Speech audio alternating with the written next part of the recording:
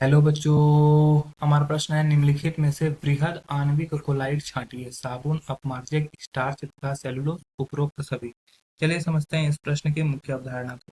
ठीक है, अगर इस प्रश्न की मुख्य अवधारणा की बात की जाए तो मुख्य अवधारणा में हमें समझना होगा किसके बारे में। मुख्य अवधारणा में हमें समझना होगा वृहद आणविक क्लोराइड के बारे में। वृहद आणविक क्लोराइड के बारे में देखो, क्लोराइड जो होता है ना वो अ, परिक्षिप्त प्रावस्था के आधार पर भी परिक्षिप्त प्रावस्था के कण के आधार पर कण के आधार पर तीन तरह का होता है। ठीक है, कण के आधार पर इसका वर्गीकरण किया गया है। पहला होता है बहुआण्विक क्लोराइड, दूसरा होता है बृहद आणविक क्लोराइड, तीसरा होता है सहचारी या संगुणित क्लोराइड। ठीक है, तो ये तीन तरह के मुख्यतः होते हैं।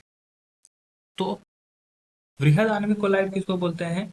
ये ऐसे क्लोराइड होते हैं जिसमें बहुलक के जिसमें अणु जो होता है अणु बहुलक के रूप में रहते हैं। अणु किसके रूप में रहते हैं? बहुलक के रूप में रहते हैं।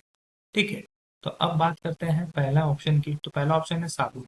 साबुन बहुआण्विक है क्योंकि इसमें क्या होता है, मिसेल्स का निर्माण होता है।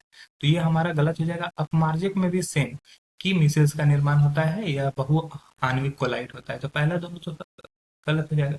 अब स्टार्च या सेलुलोज में क्या होता है? स्टार्च तथा सेलुलोज में बहुलक का निर्माण होता है। सेलुलोज के अणु में बहुलक रहता है, बहुलक बनता है। अतः ये जो विलयन बनाएगा, ये जो कोलाइड बनाएगा, ये क्या होगा? बृहद आणविक कोलाइड होगा। तो ये हमारा सही उत्तर हो जाएगा, उपरोक्त सभी गलत हो जाएगा। आशा है यह प्रश्न आपको समझ में आया होगा। धन्यवाद।